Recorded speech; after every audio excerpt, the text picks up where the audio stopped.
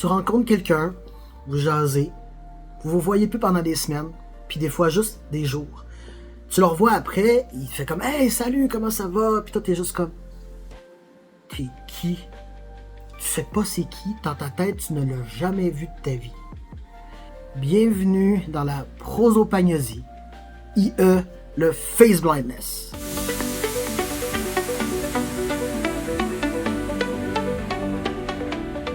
Bonjour tout le monde et re-bienvenue sur la chaîne de bien-être neuroatypique. Aujourd'hui, on va parler du face blindness, quelque chose dont je suis, j'allais dire atteint. Je suis pas sûr que c'est quelque chose qu'on peut être atteint de, c'est de naissance. Ça vient avec mon autisme et je vais vous en parler parce que ça m'a pris vraiment beaucoup de temps à comprendre c'était quoi, puis à comprendre que c'est ça que j'avais. Parce que c'est écrit de façon neurotypique et je ne parle pas le neurotypique. Je vais vous en parler tantôt. Et donc voilà. On va commencer par expliquer un petit peu ce que c'est. Qu'est-ce que c'est la prosopagnosie? Moi, je dis tout le temps le face blindness parce qu'honnêtement, prosopagnosie, je trouve ça dur à dire. Donc, c'est quoi le face blindness? Le face blindness, je vais vous l'expliquer comme c'est décrit, et je vais vous expliquer pourquoi j'ai eu de la misère à comprendre que ça faisait partie de moi. Donc, le face blindness, c'est le fait de ne pas reconnaître les visages. C'est présent chez à peu près 2% de la population. C'est drôle hein, parce que toutes les choses qui sont rares, c'est à peu près tout le temps 2% de la population. 2% de la population sont autistes, 2% de la population sont roux, 2% de la population sont colorblind et 2% de la population sont face blind. Je sais pas pourquoi c'est tout le temps 2%, mais en tout cas. Mais 2% de la population, c'est quand même beaucoup de gens. Et pourtant, c'est encore vu comme quelque chose de pas normal. Pourquoi, moi, ça m'a pris du temps à comprendre que ça faisait partie de moi, le face blindness? J'ai entendu parler de ça pour la première fois quand j'étais aux études en psychologie.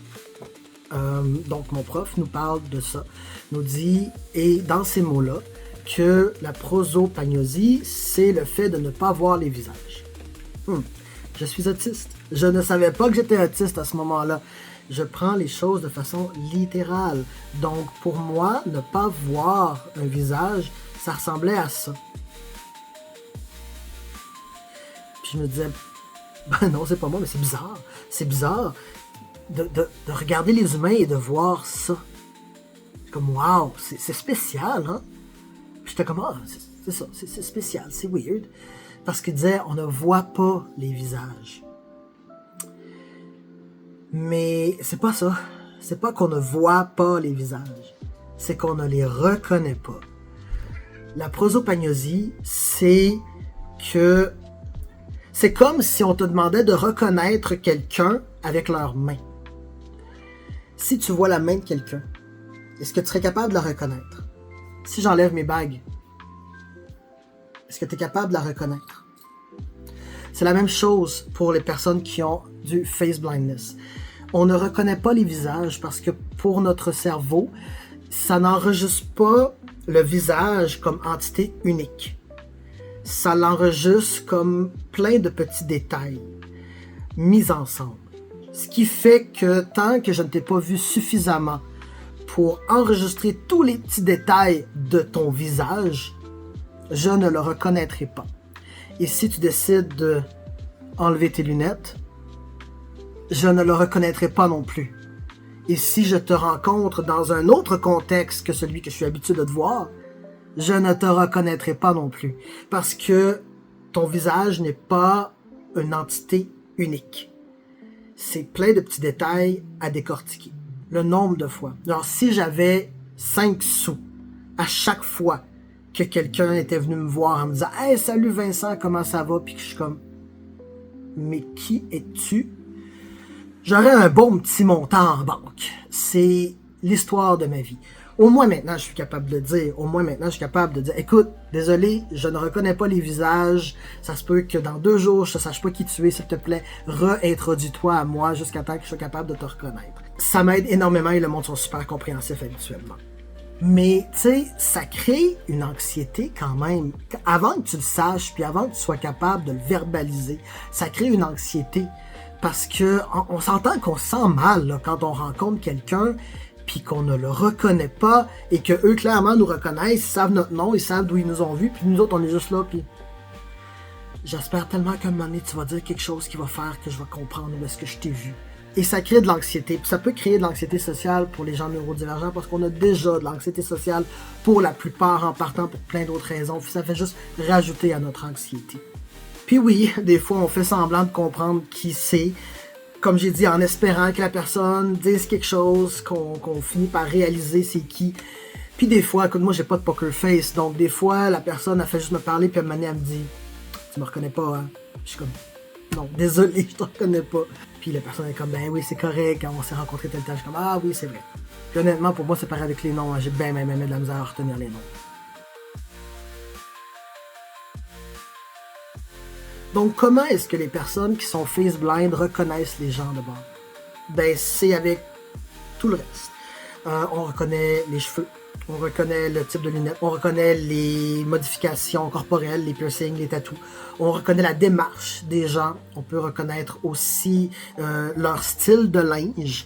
Moi, pendant longtemps, j'ai reconnu des collègues à cause de leur style de linge. À un moment donné, j'étais à un arrêt de bus et je vois quelqu'un qui arrive grande, les cheveux longs, puis ça c'est totalement mon style, donc je regarde ça, je suis comme oh my god, ça a l'air cute ça, puis là j'attends que la personne arrive plus proche, puis c'était ma copine. Je ne l'ai pas reconnue de loin, mais au moins je suis consistant du fait que je la trouve cute. Donc c'est ça, on utilise plein d'autres choses, donc si la personne change quelque chose, on va pas le reconnaître. J'ai déjà eu une boss qui a changé ses cheveux. Je l'ai pas reconnue. Ça m'a pris du temps avant de la reconnaître parce que c'était aussi au début quand elle est arrivée. Fait que déjà, j'avais pas fini de tout enregistrer les détails de sa personne, puis elle a changé ses cheveux, puis c'était comme, il fallait tout que je recommence. Donc, face blindness, ce n'est pas ne pas voir les visages, c'est ne pas reconnaître les visages comme entité unique. Puis honnêtement, la façon de s'adapter le mieux avec ça, ben, c'est d'être open, c'est de leur dire. Je ne reconnais pas les visages, je suis face blind, je risque de ne pas te reconnaître la prochaine fois qu'on va se voir, ça va me prendre du temps avant de savoir qui tu es, ne le prends pas mal, c'est pas mon choix. Le monde sont habituellement très compréhensifs.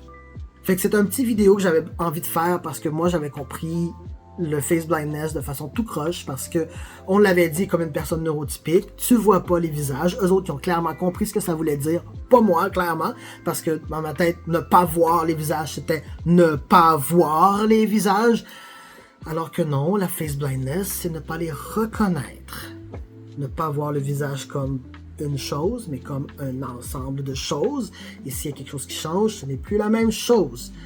Puis honnêtement, je ressens le même blindness pour les chats. Pour moi, tous les chats se ressemblent, à moins que ce soit des chats de race que je suis capable de différencier, genre un Rex, un Persan, un Sphinx, c'est tout ça que je fais. Oui, je suis capable de différencier les races.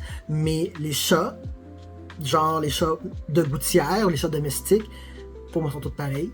Les voitures, pour moi, il y a les pick-up, les minivans, les chars à 4 portes.